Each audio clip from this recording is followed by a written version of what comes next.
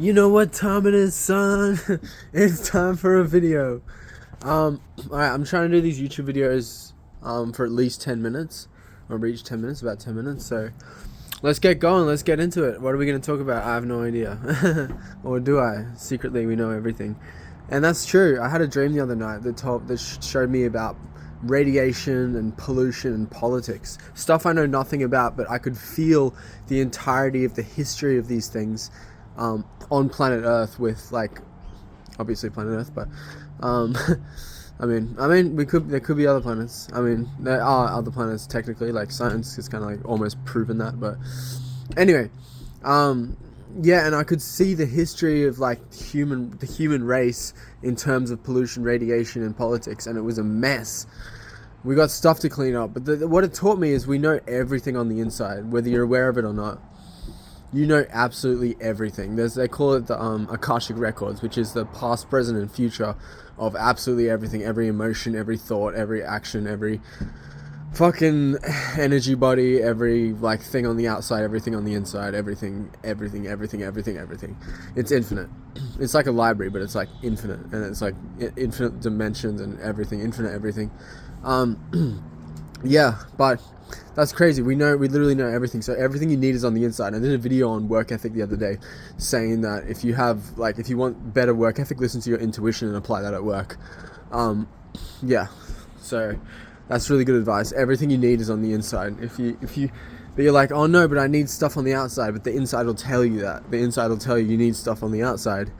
You know, whatever that is. I'm kind of speaking very, broadly here, but and generalistic, but yeah, that's just the fact of it. And truth is on a spectrum. Truth and false are on a spectrum, and I believe love and fear are on that spectrum as well. And love is the true, and fear is the false.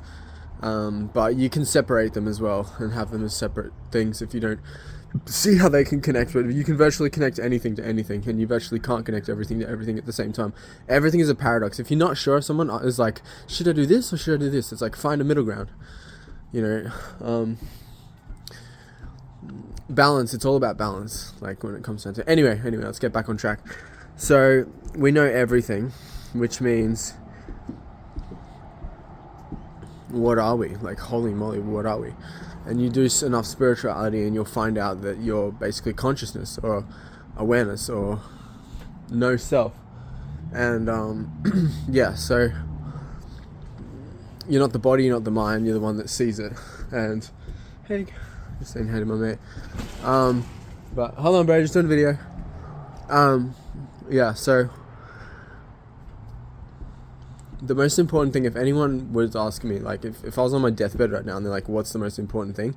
It's meditation and mindfulness. So they're the same thing, but I recommend you need to listen to spiritual teachers. You need to listen to the wisest before us and apply what they know and apply what they did and apply what they say. So because it's literally like, these people have reached states that you would die to reach, like, and you kind of have to die to reach because there's ego death, and then you realize the infinite love of God. I know enough to know this stuff is true. I've had enough dreams, enough like lucid dreams, enough insight into the nature of reality that confirms all this stuff. So I'm not just speaking out of my, I'm just speaking my truth, and it's true for other people as well, because we've got the same body, mind, spirit complex and thought, word, and action tool set with those three. So right, helicopter. Yeah, so the same rules apply. As there's gravity on Earth, certain rules apply to the inside and the outside, like rules like karma, rules like, I guess that's karma, what you give comes back. Different rules of how emotions work and how thoughts work and how mindsets work and all this stuff. Like, we're all playing by the same rules, but we're also infinite. We're co-creators. We didn't create reality. Well, you did if you're God, but you're also not God. You're like a ray of sun. It's like the sun, the ray of the sun isn't the sun, but it is the sun at the same time.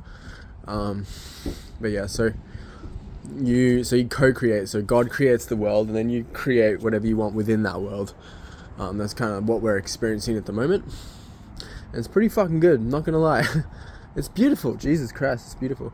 And it may not seem beautiful at first when you start, it may not, but when you start meditating, everything's just going to become infinitely more beautiful. And you're literally looking at the same flower you did yesterday, but it's more beautiful today because your awareness is growing. It's a spiritual growth. It's a spiritual advancement. It's a spiritual world. It's a spiritual playground. It's a spiritual life. It works by spiritual laws. So I'm going to give you a few people you should listen to. R.J. Spina, number 1. Eckhart Tolle, number 2. Rupert Spira, number 3. Let's go. Adyashanti, number 4. The Buddha, number 5. Jesus, number 6. Number 7, Leo Gura, the Actualize.org founder. He's probably the most enlightened person on the planet right now. He took a lot of psychedelics to get there, but that's what makes him so advanced, because he took so many psychedelics. He was able to expand his consciousness faster than anyone before him. Because he's on this personal development journey, and he thought he'd try psychedelics, and it worked for him, and he was very cautious and methodical about the way he did it. He's very smart. If you want to do psychedelics, check out Leo Gura and look at his posts on his blog. It's kind of hard to find because I don't think there's a search engine on his blog, but he's posted stuff on the blog about psychedelics and how to do it in a safe and sane way. But he's got videos on that about psychedelics, so if you want to check out how to do that effectively and safely, check out him. So, alright, I'm just trying to think. So negative thoughts are going to come. Everybody gets negative thoughts. Jesus got negative thoughts. I would even say Adidas Sam Raj got negative thoughts. He was this avatar. He was born enlightened. When he was 4, he called it the Bright, which is like, it's just his experience of like consciousness becoming aware of itself, and just experiencing everything was so beautiful, and he was so enlightened that everything was bright. So I guess that's what he was experiencing. But even him, I think he would have got like some negative thought, at least a couple. And if not, then I'm sure there's been someone on planet Earth like once who hasn't had negative thoughts their whole life. But they would have only lived to like 30. Like, I don't think anyone in the Western, like, modern society has not got negative thoughts. Anyway, basically, don't worry about those few people. Most people have got negative thoughts. So, how to get rid of negative thoughts? Well, you don't think, and then it prevents them. So, not thinking is the art of meditation or awareness. So, and this is what... Oh, check out Michael Singer. He became a billionaire because he sold one of his companies, and he's enlightened. So don't think you can't make money when you're enlightened. Whatever you want, you can have in this life. Whatever lifestyle you want, you can live. But yeah, basically I watched this video and he was saying how when you're driving, you should be mindful, you should be meditating. I've been saying this for years, but it's good to hear someone else say it. It just reinforces the idea that much more.